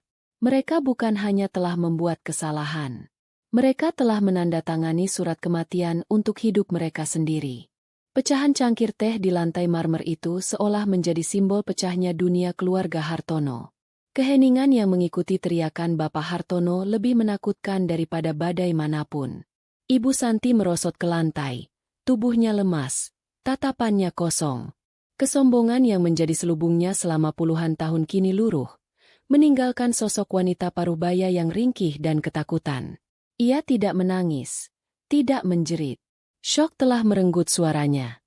Danu menatap foto Alina dan ayahnya, lalu menatap ibunya yang terpuruk di lantai. Sebuah rasa mual yang hebat naik ke tenggorokannya. Setiap kenangan tentang Alina kini kembali dengan tuduhan yang tajam. Caranya tersenyum saat Danu memberinya hadiah kecil. Matanya yang berbinar saat mereka makan di warung tenda pinggir jalan. Kesabarannya saat mendengarkan keluhan Danu tentang pekerjaan. Semua itu bukan karena ia tidak punya pilihan, tapi karena ia memilihnya. Ia memilih Danu. Dan ia, dengan kelemahannya, telah membiarkan ibunya menghancurkan pilihan itu dengan cara yang paling keji. Rasa bersalah itu begitu besar. Terasa seperti beban fisik yang menekan dadanya hingga ia sulit bernapas. Bapak Hartono, setelah ledakan emosinya, kini tampak seperti orang yang kehabisan napas. Ia terduduk di sofa, menutupi wajahnya dengan kedua tangan. Pikirannya yang biasa tajam dalam urusan bisnis kini lumpuh total. Bagaimana ia bisa melawan? Melawan grup Adijaya sama seperti mencoba menghentikan tsunami dengan seember pasir. Mereka sudah tamat. Bukan hanya bangkrut, mereka akan terhapus. Malam itu, tidak ada yang bisa tidur. Rumah megah itu terasa seperti sebuah makam yang dingin. Keesokan harinya, kehancuran itu datang dengan kecepatan yang brutal. Dua orang pria berpenampilan resmi dari pihak bank datang dengan membawa surat tugas. Mereka berjalan mengelilingi rumah, mencatat, dan mengambil foto. Mereka sedang melakukan proses appraisal aset yang akan disita. Ibu Santi hanya bisa melihat dari balik gorden kamarnya. Tubuhnya gemetar. Para tetangga yang lewat di depan rumah mereka memperlambat laju mobil, menatap dengan ingin tahu. Kabar kehancuran PT Jaya Abadi pasti sudah menyebar. Penghinaan ini terasa lebih menyakitkan daripada kehilangan harta itu sendiri. Sore harinya, Danu menerima telepon dari bagian personalia kantornya. Ia diminta datang untuk mengambil surat pemberhentian kerja. Tidak ada pesangon besar, hanya gaji bulan terakhir. Alasannya, seperti yang sudah ia duga, adalah efisiensi perusahaan. Saat ia berjalan keluar dari gedung kantornya untuk terakhir kali, membawa sebuah kardus berisi barang-barang pribadinya, ia merasa seperti sampah. Semua mata seolah menatapnya dengan cemooh. Ia tahu, namanya kini masuk dalam daftar hitam tak tertulis. Tidak akan ada perusahaan besar yang berani mempekerjakannya. Pukulan paling telak bagi Ibu Santi datang 2 hari kemudian. Ia, dengan sisa-sisa keberanian yang ada, mencoba datang ke acara arisan rutinnya, berharap bisa berpura-pura semuanya baik-baik saja. Namun, saat ia masuk ke dalam restoran tempat acara itu diadakan, suasana mendadak hening. Teman-temannya, para wanita sosialita yang dulu selalu memujinya, kini menatapnya dengan pandangan aneh.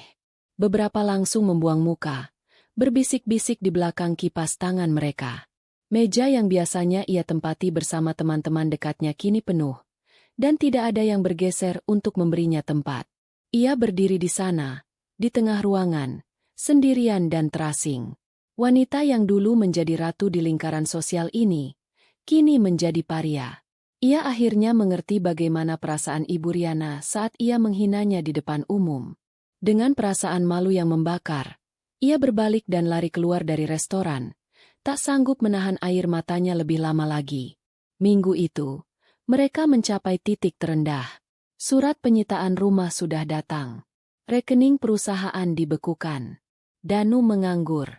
Mereka terkurung di dalam rumah yang sebentar lagi bukan lagi milik mereka, terperosok dalam keputusasaan. Malam itu, di ruang makan yang gelap karena mereka sengaja tidak menyalakan semua lampu untuk menghemat listrik, pertengkaran hebat akhirnya meletus. "Ini semua salahmu, Santi," teriak Bapak Hartono, menunjuk istrinya dengan jari gemetar. "Jika bukan karena kesombonganmu, jika kau tidak merasa lebih tinggi dari semua orang, kita tidak akan seperti ini. Kau menghancurkan hidup kita semua hanya karena beberapa tetes kuah sup." "Aku tahu," isak Ibu Santi, suaranya parau. "Aku tahu ini salahku. Apa kau pikir aku tidak menyesal? Setiap malam aku tidak bisa tidur, membayangkan wajah gadis itu dan ibunya. Aku salah. Aku tahu aku salah." "Penyesalanmu tidak ada gunanya sekarang," balas Hartono.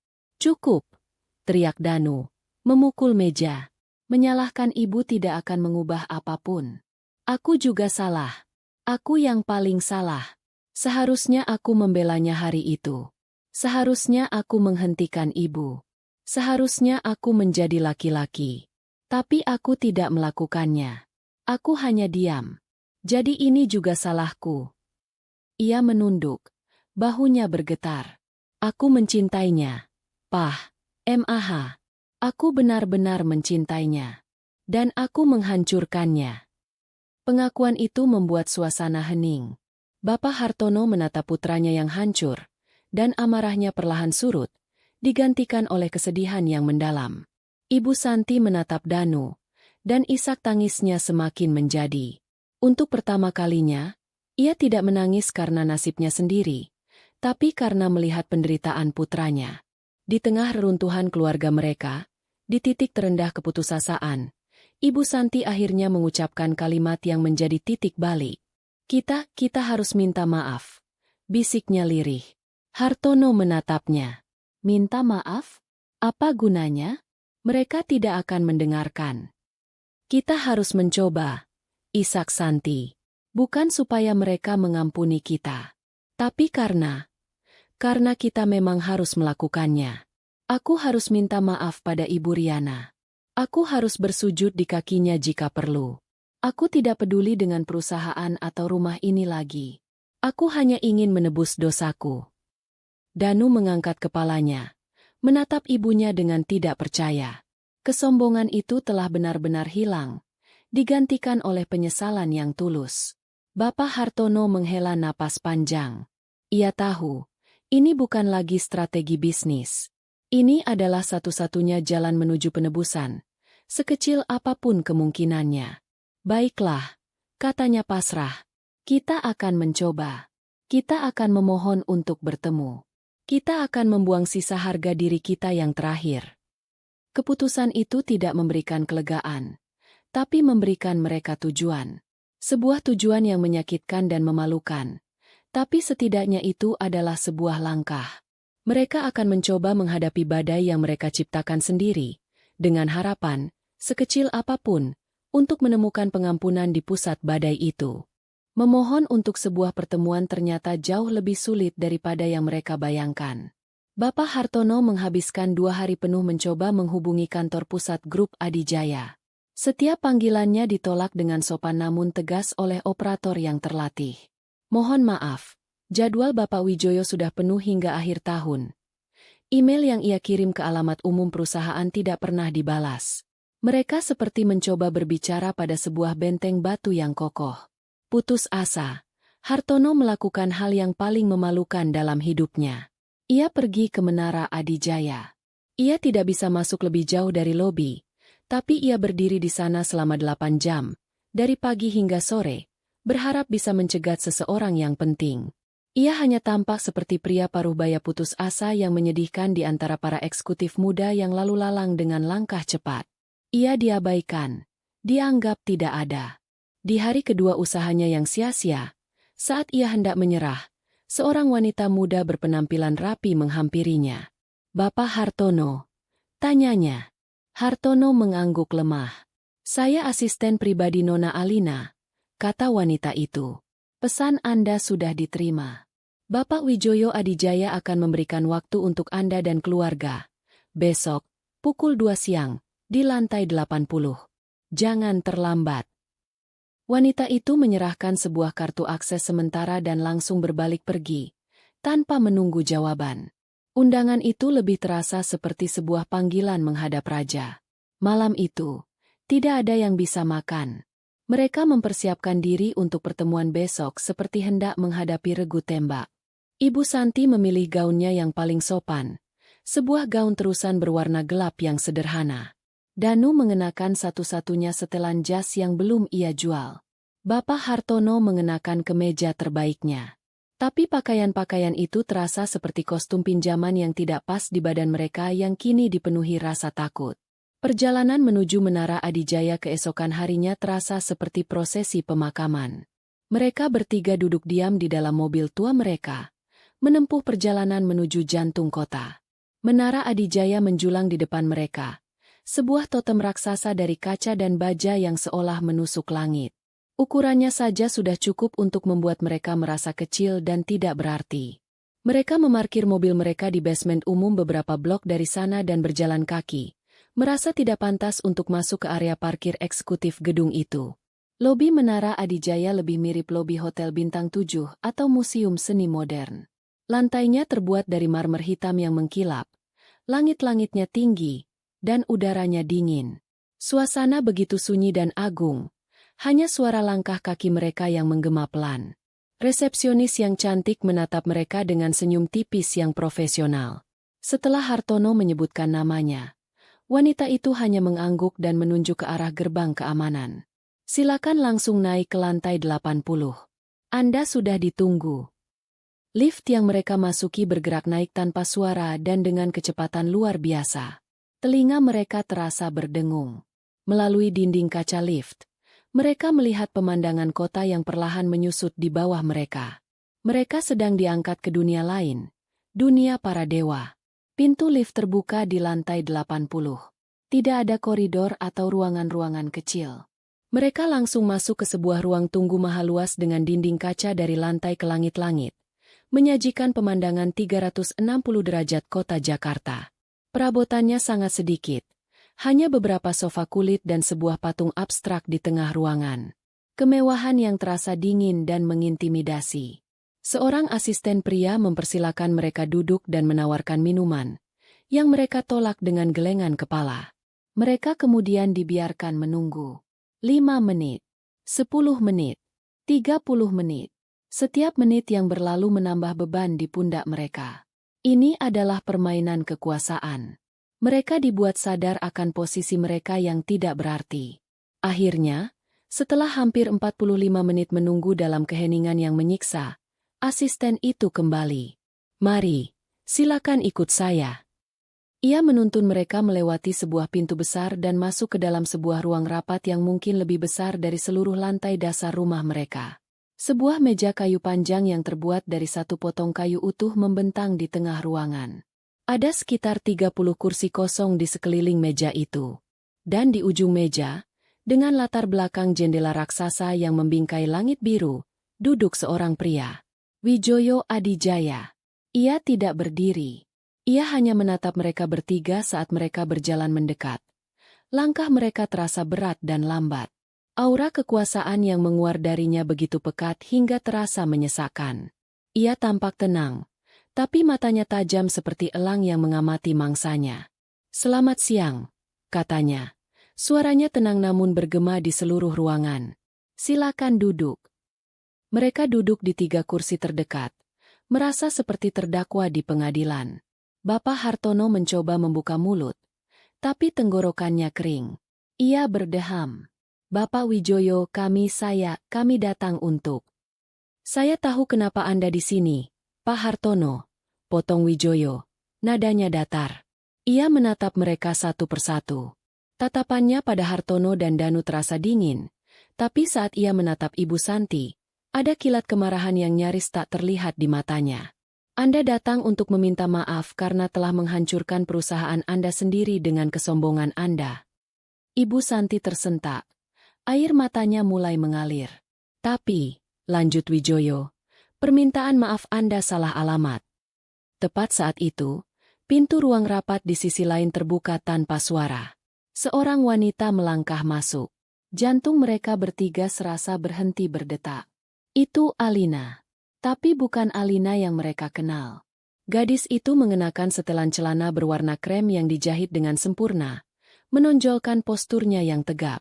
Rambutnya yang dulu dibiarkan tergerai sederhana, kini ditata dalam sanggul modern yang elegan. Wajahnya dirias tipis, menonjolkan tatapan matanya yang kini tajam dan penuh kendali. Ia berjalan dengan langkah mantap dan penuh percaya diri, seolah ia adalah pemilik ruangan itu. Ia tidak melihat ke arah keluarga Hartono. Matanya lurus menatap ke depan. Ia berjalan ke sisi ayahnya dan duduk di kursi di sebelahnya. Kursi kedua yang paling terhormat di meja itu. Ia meletakkan sebuah tablet tipis di atas meja dan menyilakan kakinya, menunjukkan ketenangan yang mutlak. Wijoyo Adijaya menatap keluarga Hartono yang terpaku menatap putrinya dengan horor. Permintaan maaf Anda, kata Wijoyo dengan suara dingin yang menggema. Sampaikan padanya. Ruangan itu kembali hening. Keluarga Hartono kini berhadapan dengan Alina. Gadis sederhana yang telah mereka hina, yang ibunya telah mereka lecehkan. Gadis yang kini duduk di singgasana kekuasaan, memegang nasib mereka di tangannya yang lentik. Permainan telah berakhir, dan mereka telah kalah telak. Kehadiran Alina mengubah gravitasi di dalam ruangan. Jika Wijoyo Adijaya adalah gunung berapi yang tenang namun mematikan, maka Alina adalah gletser yang bergerak lambat, dingin, dan memiliki kekuatan untuk meremukan apapun yang menghalangi jalannya. Tatapannya yang dulu hangat kini menjadi sebilah pisau es. Ia tidak menunjukkan kemarahan yang meluap-luap, melainkan ketenangan yang jauh lebih menakutkan. Ketenangan seseorang yang memegang semua kartu kemenangan. Keluarga Hartono menatapnya dengan campuran horor dan ketidakpercayaan. Otak mereka berjuang untuk menyandingkan citra gadis sederhana penjual kue dengan wanita berkuasa yang duduk di singgasana grup Adijaya ini. Danu menatap wanita yang pernah ia cintai, dan yang ia lihat sekarang adalah orang asing. Orang asing yang cantik, berkuasa, dan membencinya sampai ke tulang. Bapak Hartono adalah yang pertama pulih dari syok. Ia mengerti. Ini adalah pengadilannya. Dengan sisa-sisa harga diri yang ada, ia berdiri, sedikit membungkukkan badannya. Nona Alina, ia memulai, suaranya serak. Saya tidak tahu harus mulai dari mana. Saya tidak tahu bahwa saya mewakili keluarga saya, ingin meminta maaf dari lubuk hati yang terdalam atas. Atas apa, Pak Hartono? Potong Alina. Suaranya jernih dan tajam, memotong kalimat Hartono dengan presisi seorang ahli bedah. Ia bahkan tidak menoleh padanya. Matanya masih menatap lurus ke depan. Atas kebangkrutan perusahaan Anda? Atas rumah Anda yang akan disita? Atas karir putra Anda yang hancur? Apakah itu yang Anda sesali? Pertanyaan itu telak. Bapak Hartono terdiam. Karena memang itulah yang ada di benaknya. Itulah yang membawanya ke sini. Danu, melihat penderitaan ayahnya, ikut berdiri. Alina, tolong, ini salahku. Aku yang seharusnya melindungimu dan ibumu. Aku pengecut. Hukum aku saja. Jangan libatkan orang tuaku. Alina akhirnya menoleh. Ia menatap Danu untuk pertama kalinya.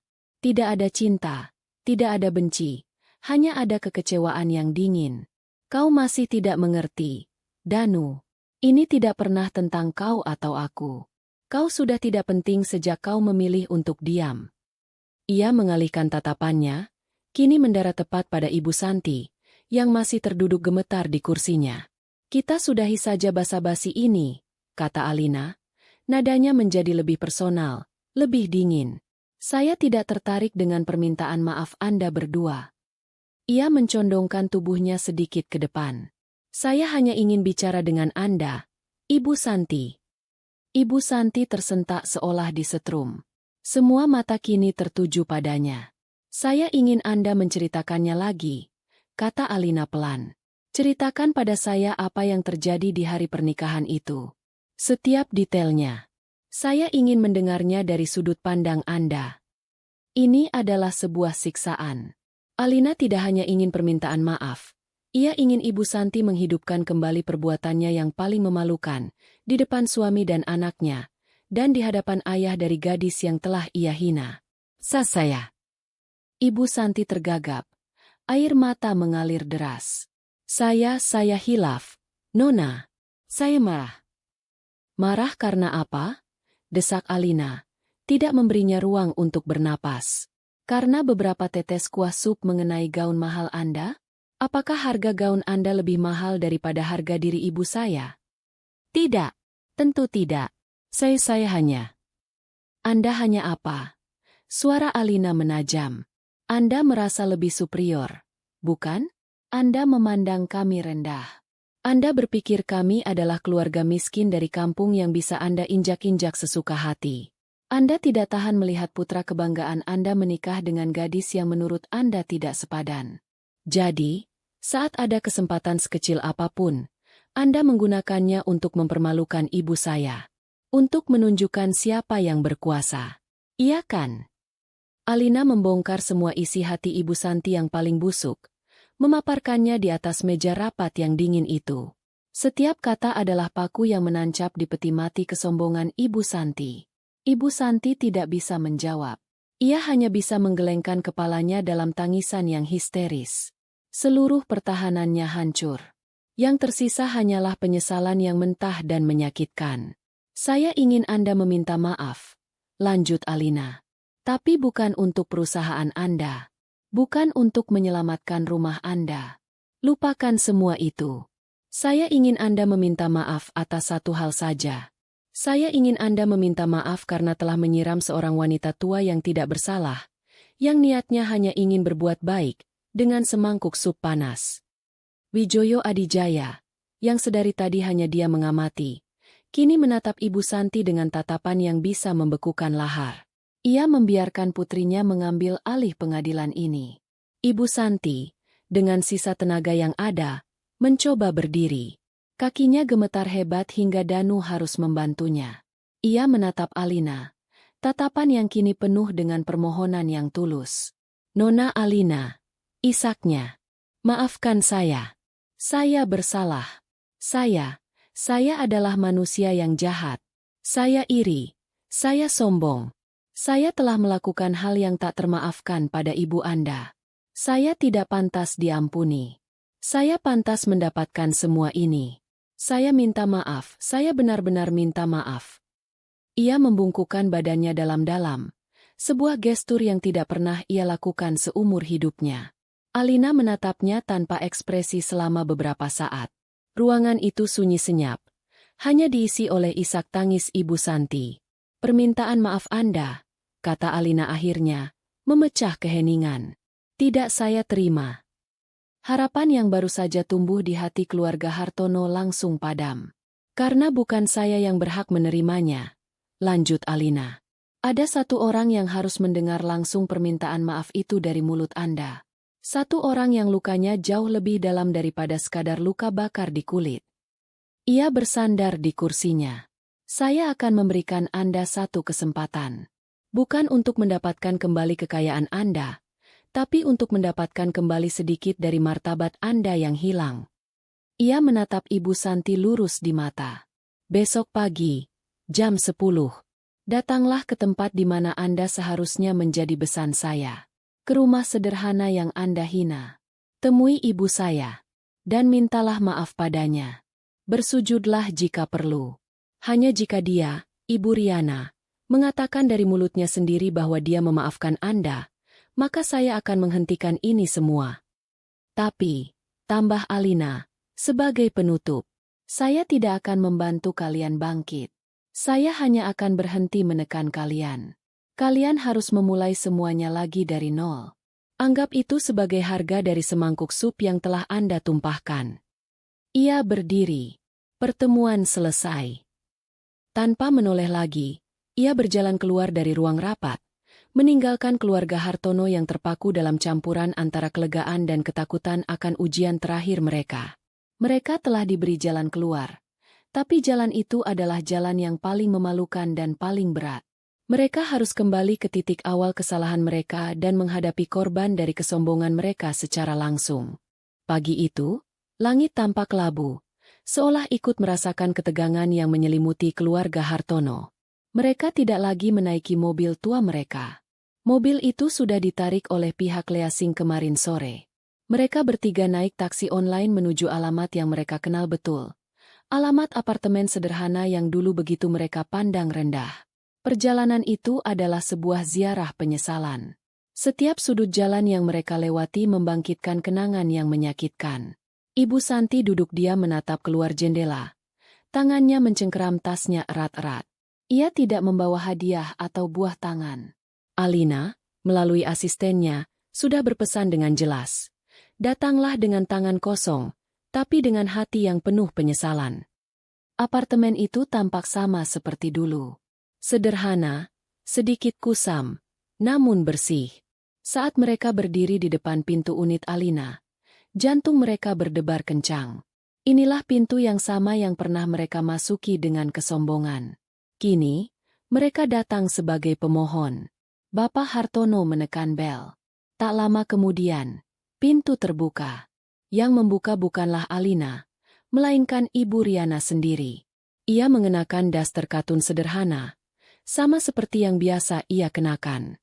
Wajahnya tampak tenang, ada senyum tipis di bibirnya, meski sorot matanya menunjukkan kesedihan yang tak bisa disembunyikan.